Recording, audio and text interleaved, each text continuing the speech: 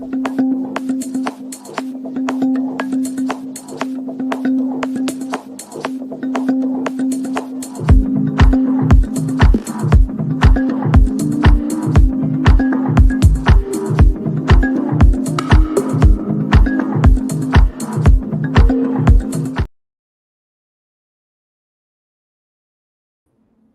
have one of the most amazing shows right here on Planet TV.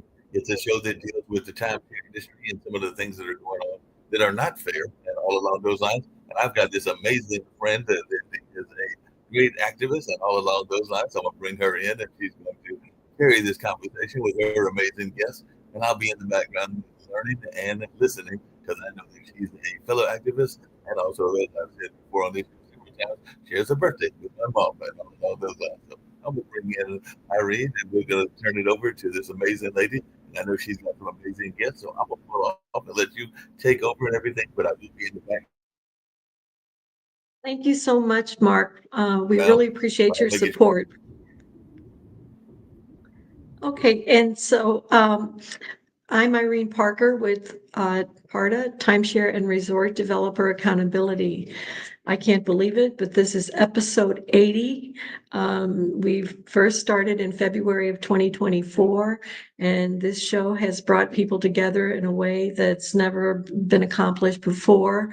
My co-host, who I desperately miss, is Kimberly Calhoun, who has some more recovery process to her surgery. So she will be with us back at the latest early December. So I want to introduce our first guest today, Lauren from California. And people often ask, what happens if I stop making my loan payments? And Lauren will be able to answer that question for us. I also want to welcome fellow board member Sherida. Sherida has one of the endless complaints we have almost daily. And there was a new one this morning, being promised that you can rent out your timeshare to cover the maintenance fees and or make money. And that is not easy for the average person, but Sherida has turned lemons into lemonade, got her Florida real estate license, and works with rentals and resales specifically for Marriott. We also have Mary on our show today, and Mary is she signed up with an exit company, and our second primary topic today is about exit companies, because not only did we have 4 people call in the same day this week reporting how they lost $30,000 collectively to exit companies, but we also had someone where the exit company flew someone to their home and wanted them to sign an agreement to pay $37,000. So I'll be talking a little bit more about that, but our final guest today is Eileen. And Eileen and I have been talking for quite some time, and she was able to resolve her dispute by following our process.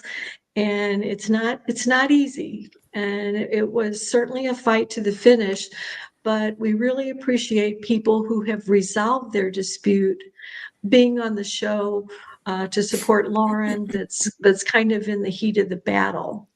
So as I said, and let me go ahead and since this just came in an hour before the show, and I said, well, I don't have much time because we have a pod TV show, and she says, oh yes, I watch it. So we're getting more and more viewers, which is pretty cool. But this was the same as Lauren. This was Wyndham. We purchased in May of 2025, and they told us that we would be able to pay our contract off in 2 years by renting out our bonus points. And we would get $33,000 for renting out 600,000 points. And we could offset our maintenance fees with our points on credit card for a whole year.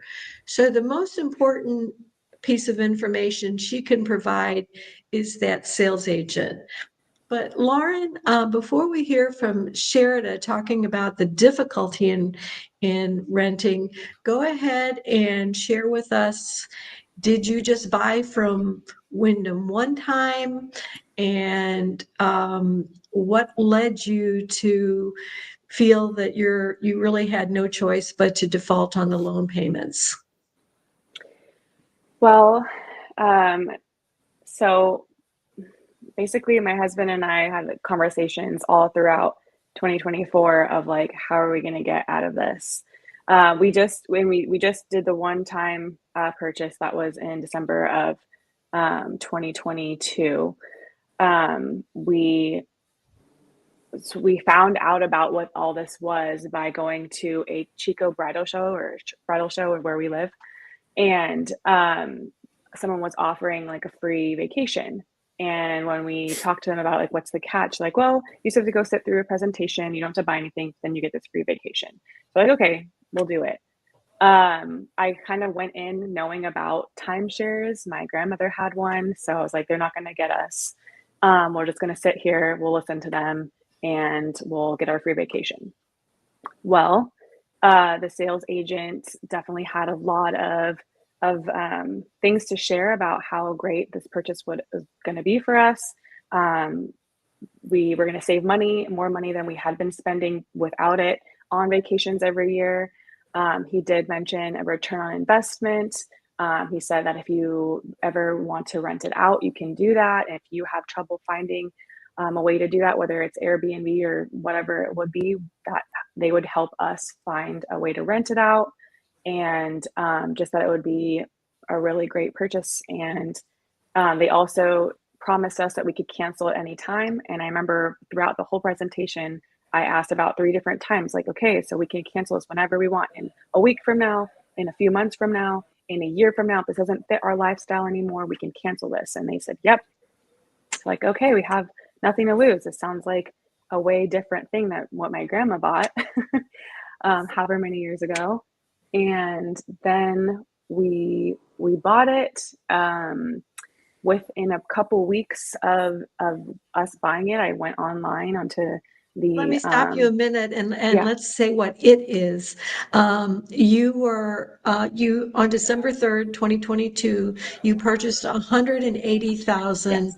Hyatt points. You're not Wyndham, you're Hyatt. We're Okay, so Hyatt, that's why yeah. I had there's so many people calling. We It's had okay. today family number 415 since January 1. So that's why I have Sherida on here, because Hyatt is a Marriott product. So you bought 180,000 Hyatt points for $28,620. The Right. down payment was $2,972, and you financed $26,743 at 14.9%. That's Now, correct. that was December of 2022. What happened when you tried to use it? So those points were supposed to be able to get us 2 weeks total at a 2-bedroom, really nice condominium thing in like the hotel of North Star. And when we went online to see what was available, the 2-bedroom wasn't even on there. And I was looking from December 2022 on to April, May of 2023, and there was like nothing available. And that was not just for the 2-bedroom, but the 1-bedroom. And then there was also like the studio. And I was like, I wasn't finding anything, any dates. So I called them and I was like, hey, like, I'm trying to navigate this website. I don't know if it's something like an error on my end, but I'm not seeing any availability from now until like May 2023. And the lady on the phone was like, oh, I'll help you out, and was trying to find different things for me. It seemed like she was even struggling, and then she kind of found something, and it was just like, well, what about all these other dates and times? Like, you really only have 1 or 2 available for 7 months. And at that point is when I realized that this wasn't what we thought we were purchasing. Well, and you're not alone, because the New York Times, even there's a paywall naturally, so you can't read it. But a few months ago, they did an article and they interviewed 50 Hyatt buyers that were lured into these presentations. I'm more familiar with Wyndham points, how many is a good number or not a good number. But we had someone on the show recently that I think they have 3 or 4 kids. So they had 83,000 Wyndham points, which was, they said you could stay for 2 weeks. When they got on the booking site, they were lucky to get 2 days. So the product, whether it's Hyatt, Wyndham, or whoever, works really well when sold honestly. If you had been told that you needed 300,000 points and it would have been 40,000, you might have still bought it. And if it had worked, you'd been okay. Mhm. So now, and then we just ask a lot of questions to gather your report. I just think the Wyndham Cares Department needs to be renamed. You sent your report to Wyndham Cares, and how did that go? To the Hyatt, it's okay. I know you're. Sorry, Yeah. just So way too many people calling. it's okay. So yeah, I tried calling the exit department twice, and this was before the time I actually finally sent my letter. And they just responded that there was no options for us to cancel at that time. So then it was November 2024 when I sent the letter to default, and I didn't receive any response.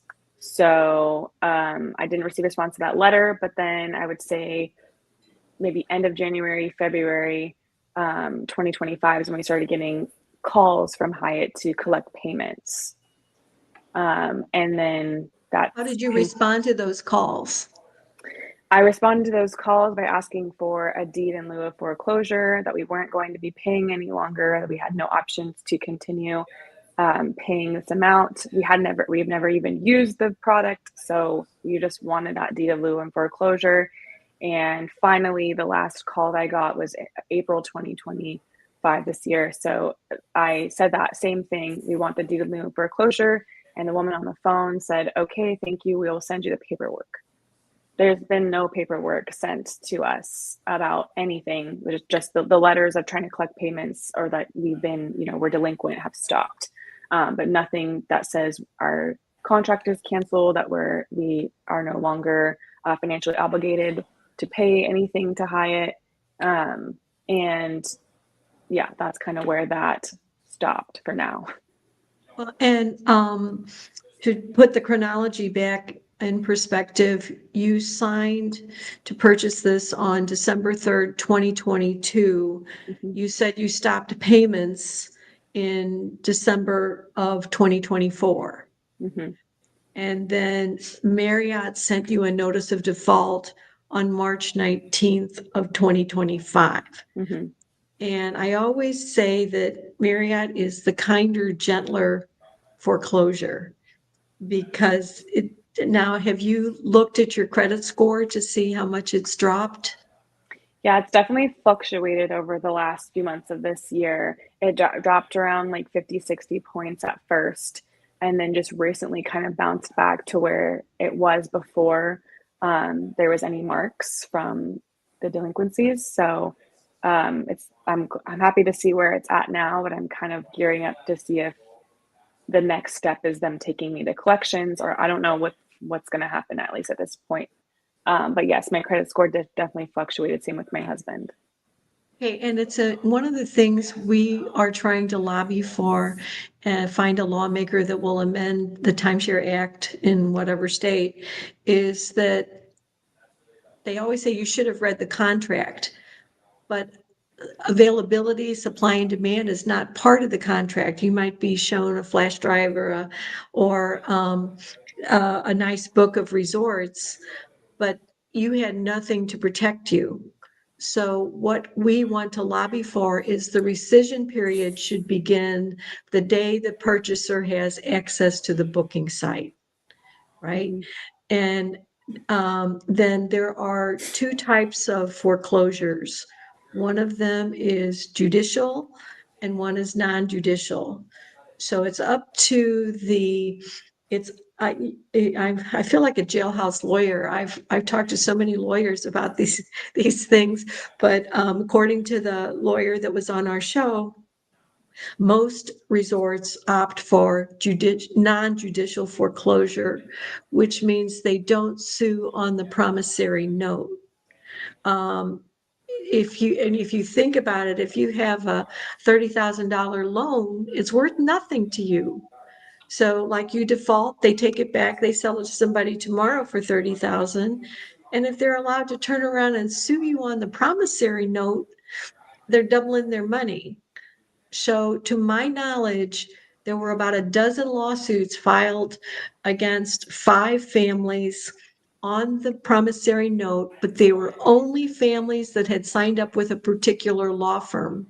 Same thing on the West Coast. There were a few lawsuits of, on the note.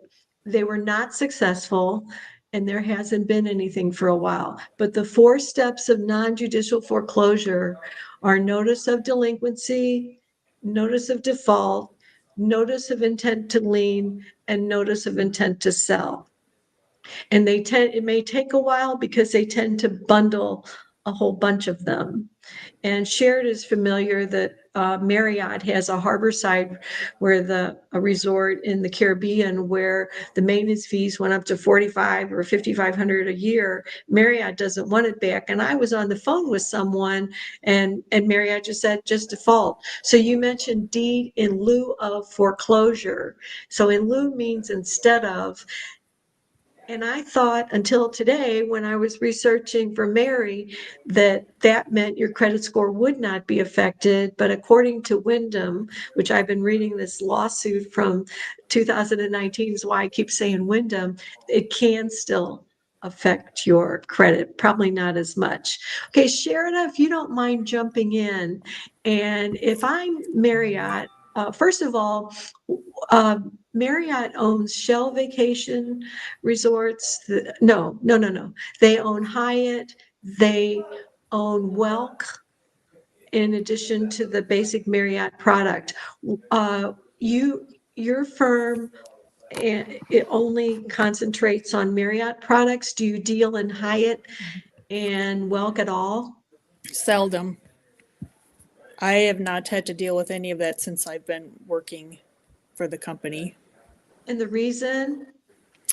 The broker just doesn't feel it's worth our time. Not to Yeah. rent or for resale. Right. Yeah. Mhm. And Welk, Marriott bought Welk Resort when the California Attorney General investigated them and settled for $5.5 million. So that probably had an effect. So let's say I'm a Marriott. Now, you have to be really careful when they say to rent, because Diamond Resorts, their guidelines say you cannot rent to anyone you don't know and you can't use a third party. So Hilton Grand Vacation bought both Blue Green and Diamond Resorts. We have probably 50 complaints from people where the Blue Green agent told them to buy points. You have so many, if you have this many, you should buy some more so you can rent them out. And then some people that only rented one time got their account suspended, accused of commercial activity. We had Tom on our show with Wyndham, who had about 500,000 points, and he was told to buy more points and use Wyndham's program. They don't work.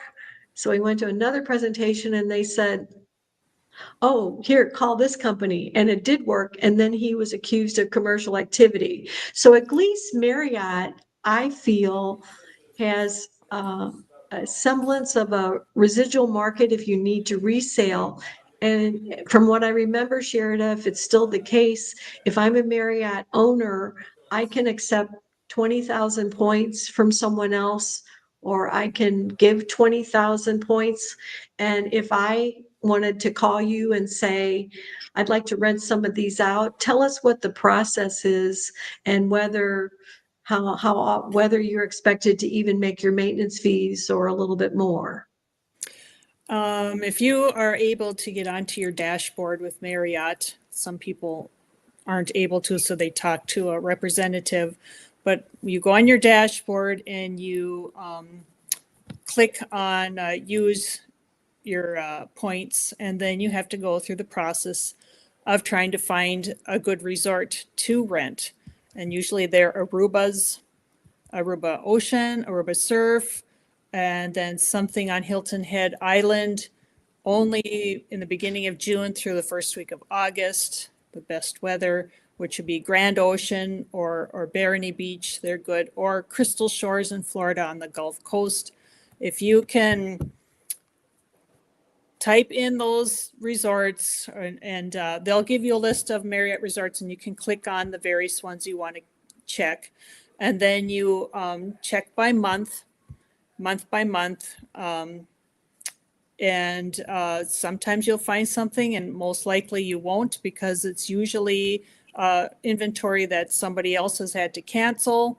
So the only way you can really find something good is to be really diligent and check your dashboard a couple times a day. And if something good comes up, like it has for me, I was almost able to get an Aruba for somebody, and it was gone in a minute, because people they're checking. If you are fortunate to reserve a good week, then the next step is to put it on another site to rent it. And Red Week has changed ownership the last few months, and they've added a whole lot of extra fees, so that if you are going to rent something, for example, if I were to rent somebody's Aruba for $3,000, first off, I have to pay $60 to list it. Secondly, if it rents, I have to pay an additional $99 as a success fee. And then Red Week tax on an additional 10%. So if I want to get $3,000, it'll be advertised at $3,300.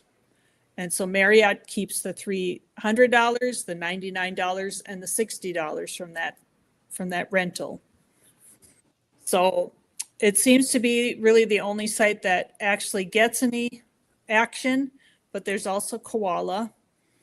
They charge only 8% if you're successful to rent something, if you list it on there. And then there's Tug, which I've been using for the company and have had no results yet of renting anything. So it's not easy. It's almost miraculous if you can get somebody to rent, and then you have a little bit of money to help pay for your maintenance fees. What I'm going to do is I'm going to see if Brian Rogers from TUG, Timeshare Users Group, will be on the show with you to see how we can change that, because they're a wonderful, they're easy to work with. And I find whenever someone asks if they can rent or sell, I usually do go to Red Week. Now, you were talking about weeks though, not points. If I have an Aruba week. Well, you would use your points to exchange for an Aruba week. And if you say you find an Aruba Ocean, we'll use that as an example. You click on that if there's availability, and then it will tell you, oh, well, there's maybe a studio available, maybe a 1-bedroom, maybe a 2, and you can click on each of those to find out how many points you need to rent that particular unit. But isn't it true that if I owned an Aruba fixed week, that I'm likely to be able to rent for more than my maintenance fees, as opposed to if I have only Marriott Vacation points? You're very fortunate if you have an Aruba fixed week, if that's your deed. Yeah, and if you want to sell a Marriott, they have right of first refusal. And I was shocked one time where I remember my short stint trying to attempt to do this, they listed 2 Aruba weeks for $10,000 each, and the offer came in for $11,000, because they know that Marriott kind of likes to gobble those weeks up, right? Yep. And this and is so, true. but let's say I have 20,000 Marriott points, and we talk.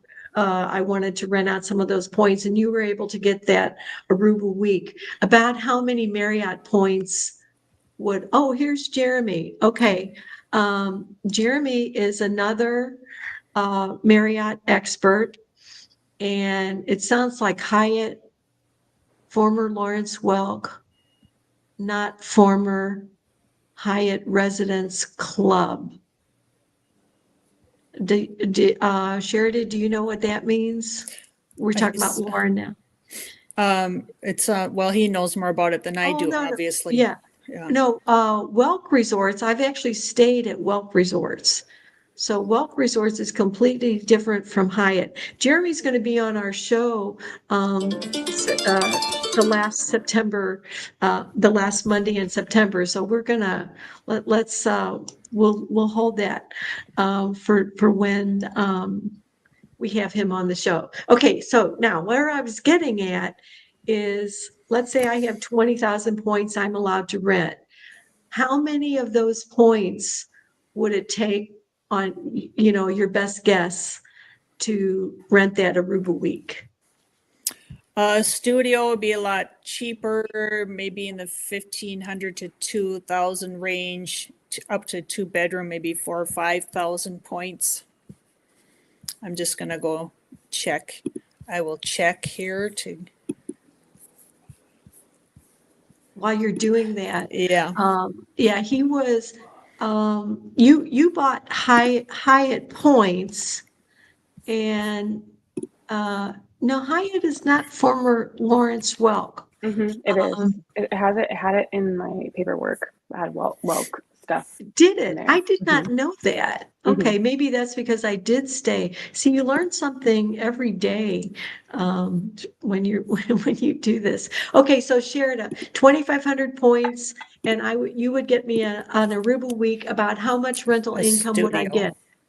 A studio. A studio. Well, if you do it yourself, you would get the minus the $99. You would get what, 20, whatever you said, $100 less than what you said. What I said, so it'll be $2,400. $2,400. And what are the maintenance fees on the number of points I would need? Maintenance fees. Well, your maintenance fees are, the math for maintenance fees for Marriott is you multiply it by almost, it's less than 1 point. It's 0.814 times the amount of points you have. Did they go up from 70 cents to 81 cents per point? Yes. Wow. Okay, now the other thing is, when we were on Maui, I got into this in 2016 by surveying all 55 members of the aptly named Licensed Timeshare Resale Broker Association. Of one of them is who you work for. So when I was on Maui, I called the person, my go-to for Hawaii, and he said, I asked him how business was, and he said not so good, because the developers, not just Marriott, have been raising maintenance fees so much, and the rental prices have gone down. Have you seen that? Yes, I have. Yeah. And I can't look up right now, say Aruba Surf Club, because of course there's no availability. So I can't see how many points you would need for the various rooms. Well, and the other thing, getting back to Wyndham, is they were one of the ones that I could say, well, at least like Blue Green and Diamond are charging 18 months of maintenance fees. So there's some people that have 10,000 in maintenance fees, so it's 15,000 to give it back. Whereas Wyndham had a free certified exit program, but now they have canceled that, and they're referring to Timeshare Brokers Associates and Fidelity. They do not charge up front. Now, if I have Marriott, one of the reasons why, even though I'm not that happy with them, we used to very seldom get complaints. And now we're getting more and more complaints. Two of the worst sales agents that worked for another company are now working for Marriott, but they're still, I think, the best of the worst, because they maintain some resale value. Diamond Resorts, if I buy 20,000 points from you, I have to buy 10,000 points from them to clean the points to be able to join the club to book. And so Marriott, if I have those 20,000 points and I want to sell them, how much would you find a buyer for me? What could I expect to receive for selling my points? Well, we usually don't sell them in large blocks like that. Let's say you wanted to sell 1,500 points. We charge maybe around $2.75 a point, plus then Marriott attaches $3 per point. Okay, So it's so and then $5.75. if I were to buy those directly from Marriott, how much would I pay for those points? About 16, give or take, dollars per point.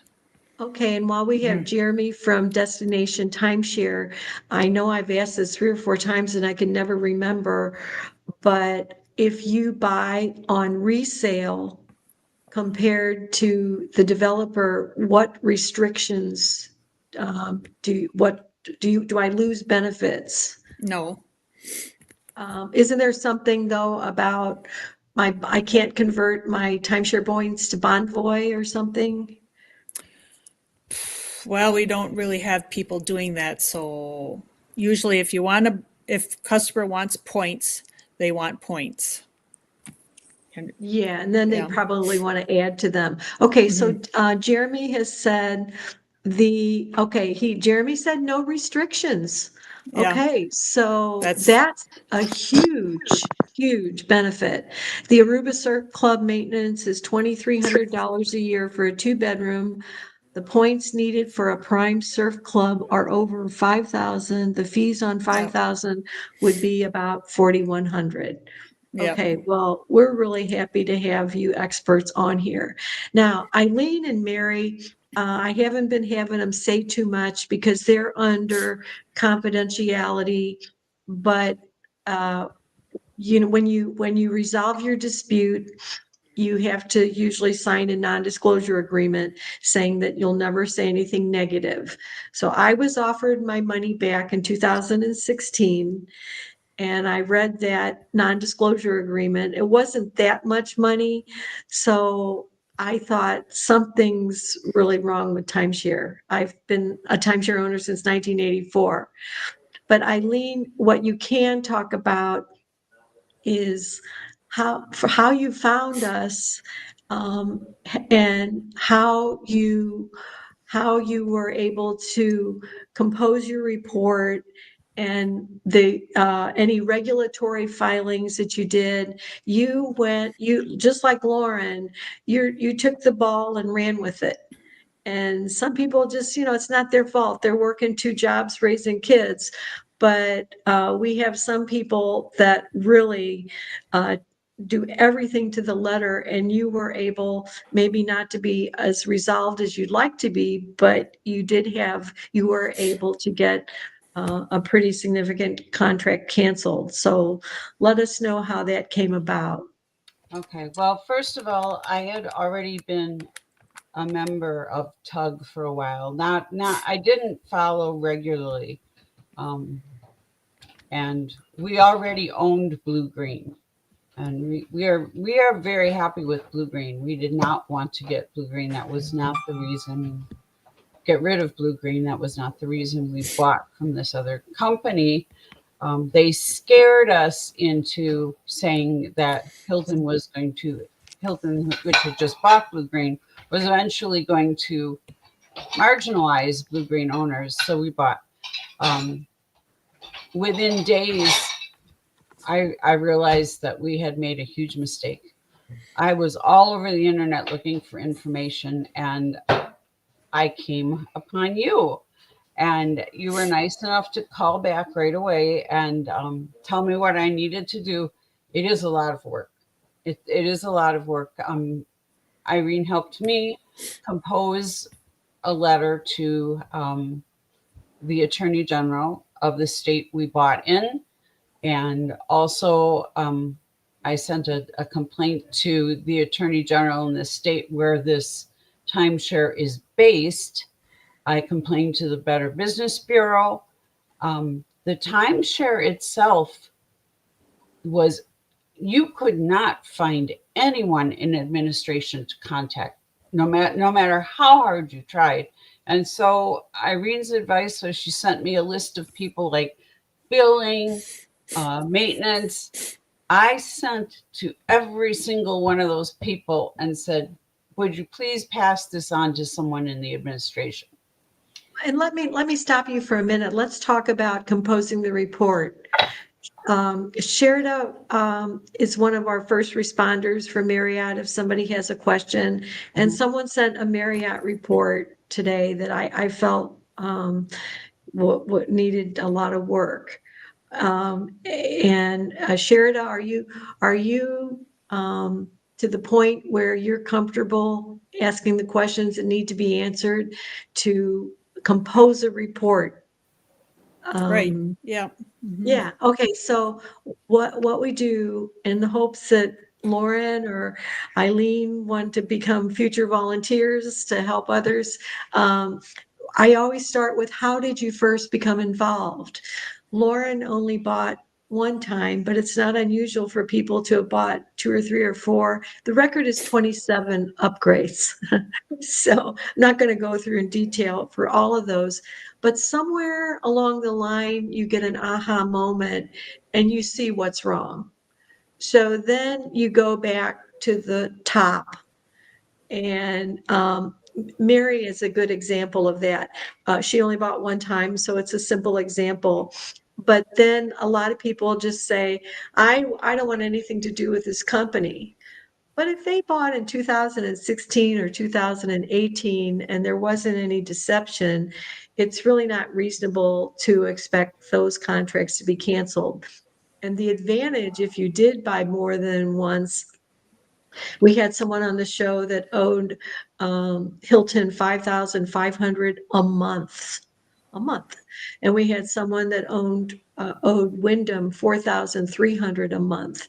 And it was obvious deception. And I had multiple complaints against a couple of those agents that were involved. And so I have to say that the developers have been reasonable in just rolling back 1 or 2 contracts if it's very obvious and very credible. Now, Mary, you were a little bit, I think, on thin ice.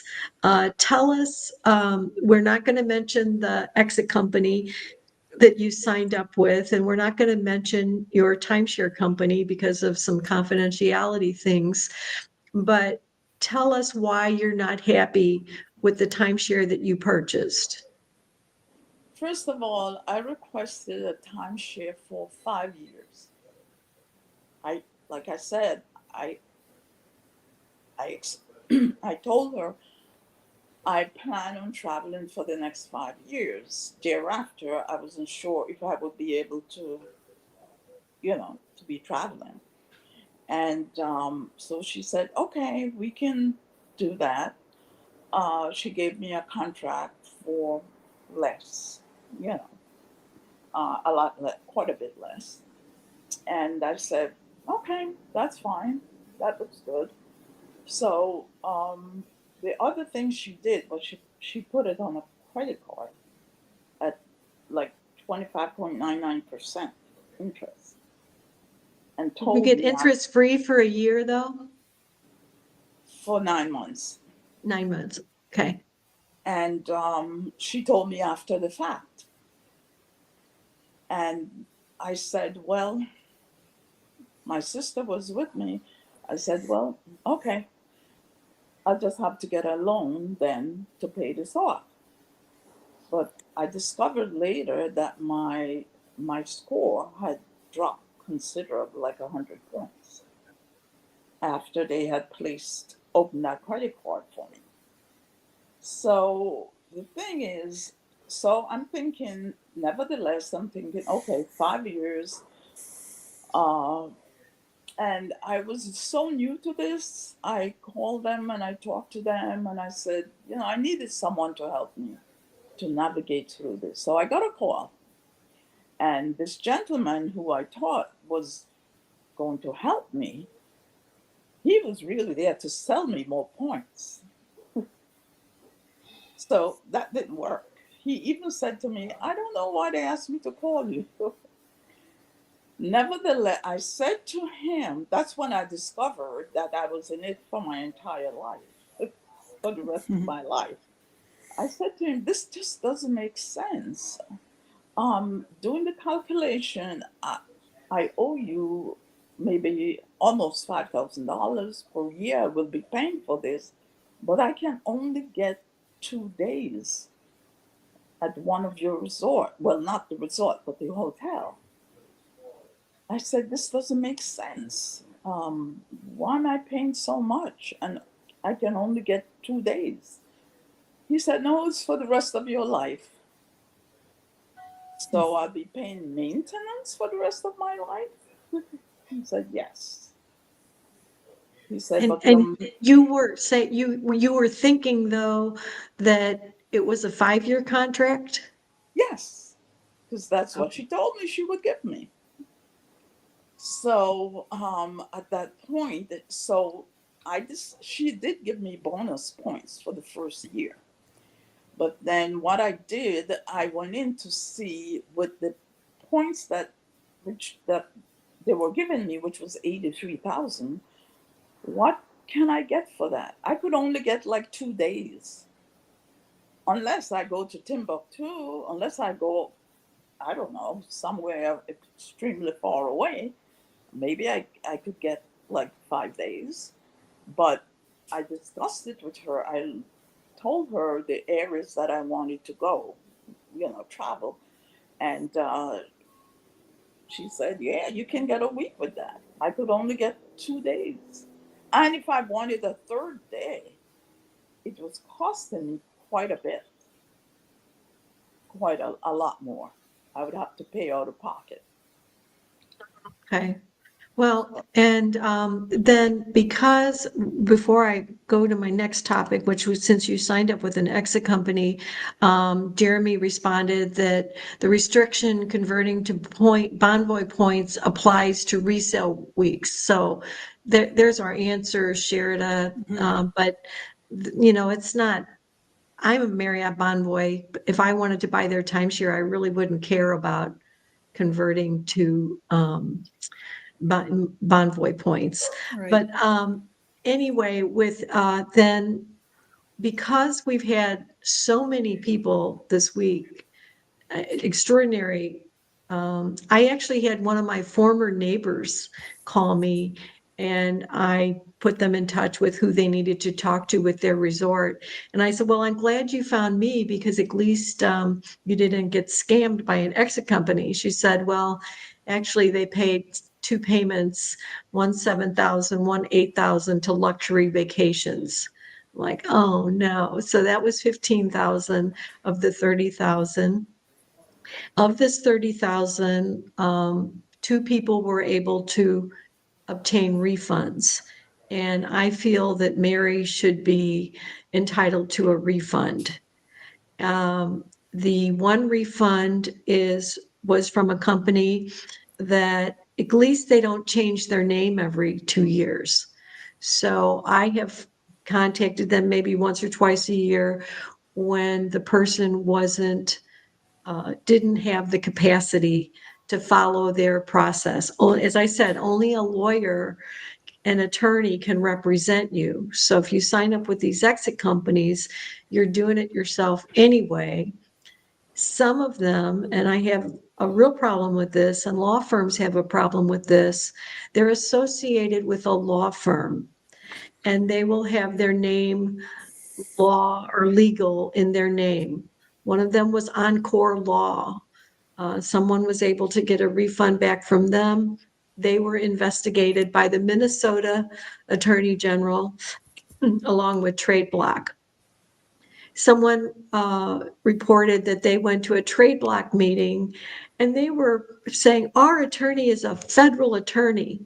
Well, I don't know any attorney that can't file in federal court.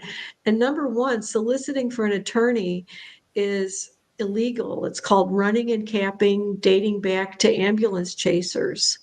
So in the case, this one family was refunded $6,000. when it was a grown son. His mom has some very serious problems, and they understood that she would not be able to follow their process.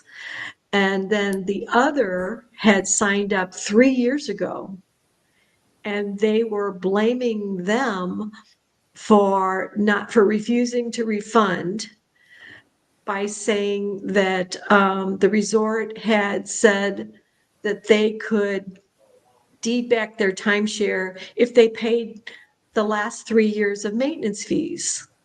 Well, they were the ones that told them to stop paying maintenance fees, so it had accumulated to quite a bit of money. So I told her to call the resort, and she called the resort, and they said, if you pay your past due maintenance fees, we will consider taking it back. Well, that's, knowing this company and knowing what she had, that was a big if. So she threatened to go to ARDA, the Timeshare Industry Lobby, and when you went to the website, they have a special thing for exit, and whatever you do, beware of third parties charging you thousands of dollars. The one that really sent me through the roof, and this one was a call just Saturday, is this exit company flew someone to his home and wanted to charge him $37,000 to cancel these contracts. And I couldn't believe it. And they had signed a contract for over 100,000, told that that was the only way they could get the other party off of the contract. Now, and so then I just, to get a comparison, I had them to talk to a reputable law firm, and that law firm quoted them 15,000. And then that law firm can represent you. Now, Marianne, this is what we're going to add to your request, because you sent a letter, correct, to your timeshare company, and what happened? No response. Okay, you were ignored. So then the exit company had the law firm send a letter, and what was that response? So far, no response. Okay, and that was about 5 months ago, 5 or 6 months ago. Now, I attended a 5-day trial, and all of these law firms that are exit companies that are associated with law firms, number one, I was there at this trial, and Lauren, I heard Wyndham say that they do not, I testified under oath that they do not sue on the promissory note. So at least we have that. Your Hyatt, there I go again. I think I'm losing my mind. But this exit company spent, according to Discovery, $980,000 on an ad purchase, plus 1.4 million. So what are you paying for? And by having the marketing company and having the law firm, it gives you a false sense of legitimacy, but it also blocks communication. So Mary couldn't talk to her resort anymore once an attorney sent a letter. And in 2018, and I heard this testimony at this trial, the developers kind of got together and said, we are going to ignore any correspondence from these law firms that are affiliated with exit companies. So Wyndham was suing the exit company, and they were also suing the law firm that was associated with them, and they were awarded $16 million. Wyndham was awarded $16 million. This exit company that went to this person's house, because of that, they've changed their name. They're working in another state, but it's the same company. So also in the lawsuit, it said that most states prohibit a law firm guaranteeing your money back. A law firm is not supposed, and I talked to an attorney about this on Saturday, and not all states, maybe some states will allow it, but he said, if anything, it's extremely unprofessional. And what's worse about Mary is, Mary, you paid money to an exit company, but your purchase was charged to a credit card, right? Yes. And they said they would not help you with the credit card. That would be a separate thing. Yeah, that would be more money. So 100% of your purchase price was charged to the credit card, but you paid the money to the exit company that said that they will only get you out of the contract. Right. Okay, so, and we can go ahead. You bought points from Wyndham? Yes. Yeah, okay. So same law firm. I mean, same exit company, which is why I keep getting Lauren confused with this. Okay, so and the only option is to default. And as the lawsuit said, no reasonable consumer would retain an exit company if the only option is to default.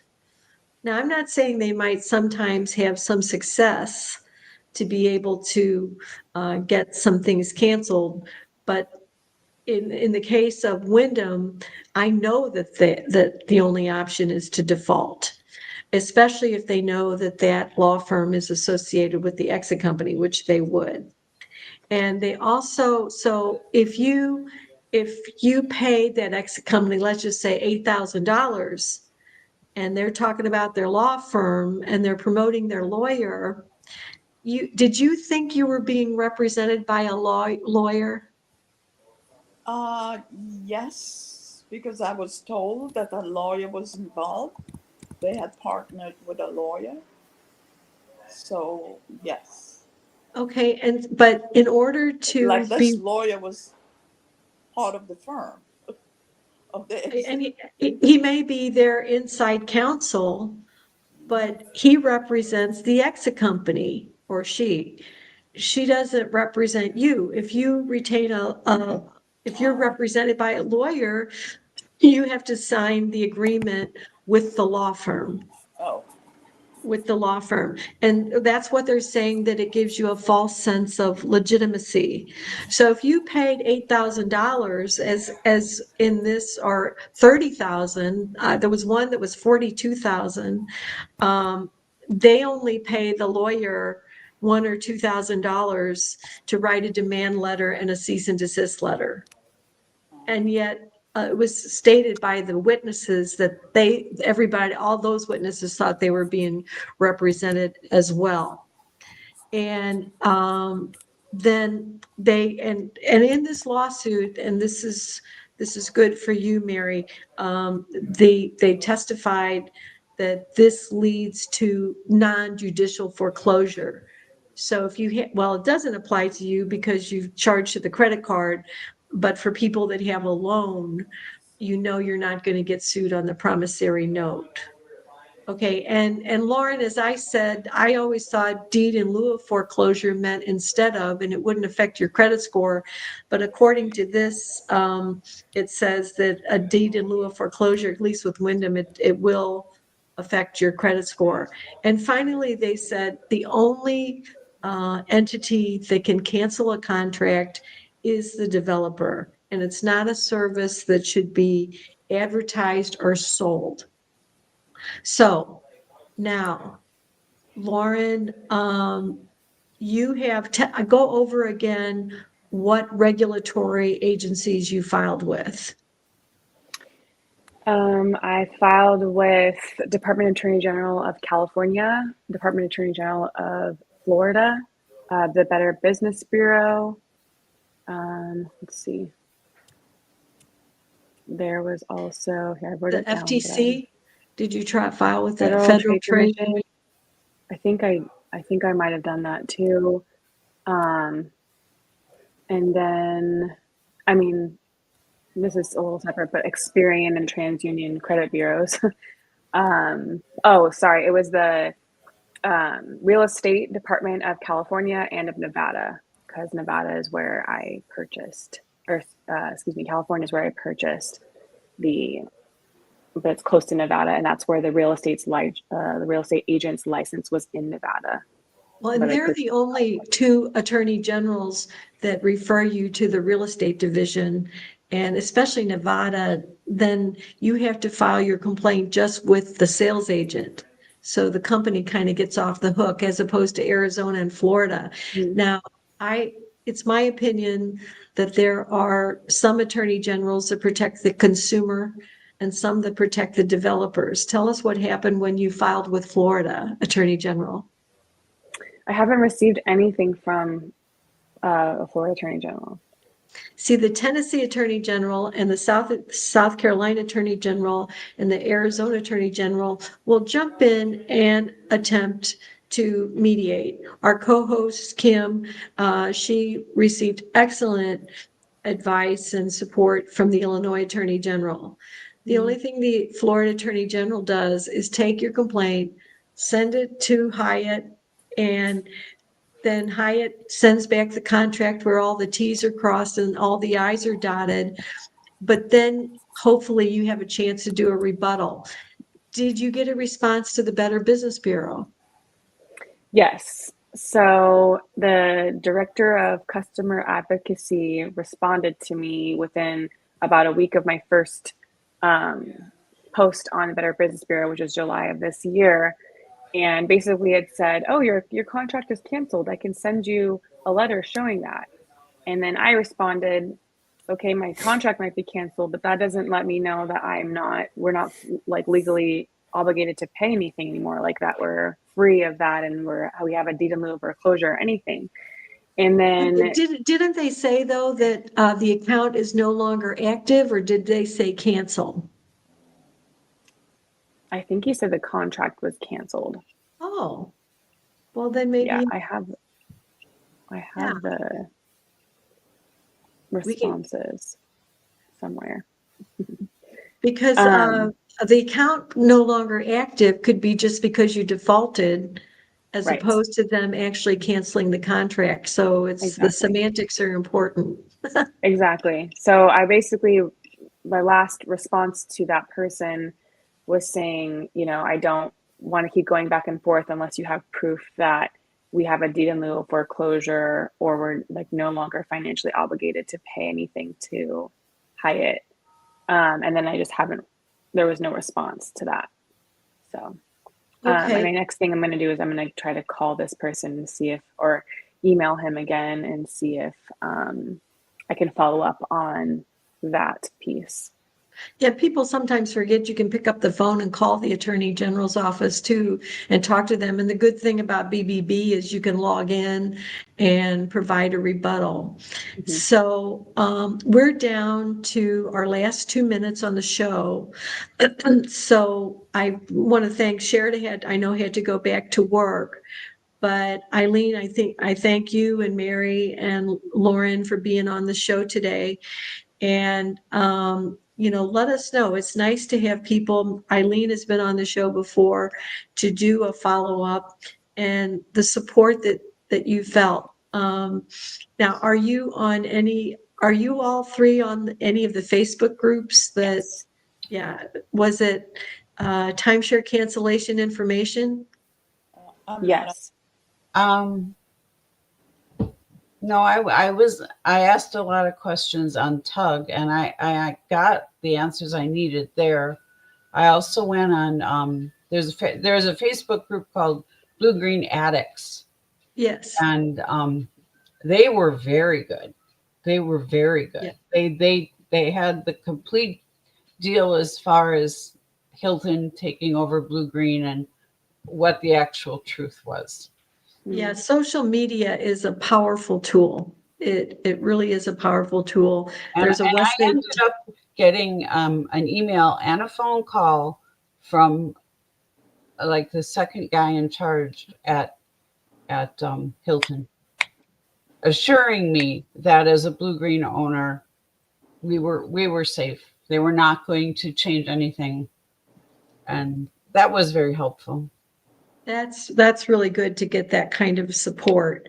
So and Mary, I'll be getting in touch with you because what happened to you was really tragic, and we'll expect to see you on the show, hopefully with a positive outcome in 30 to 60 days from now. So it looks like we're out of time. I believe Mark is still backstage listening to us, but let's just hang in there. It can be, despair is not too strong of a word for how you feel sometimes with this. I have families that have just been devastated, and again, we always disclose that we're able to it's a good product for the right reasons and sold honestly, but when it's not sold properly, I always kind of get upset with people that say, just make the best of it. There are times when you can't just make the best of it. If you're a family of 6 and you were sold and need to stay at a 2-bedroom and you can only stay in a studio. So I'm going to go ahead and I don't see Mark and we're out of time. So I'm going to go ahead and see if this works to end our broadcast today. But thank you everyone for joining. I really appreciate it. You're Yeah, welcome. Irene. Okay, thank you. Bye-bye. Bye-bye.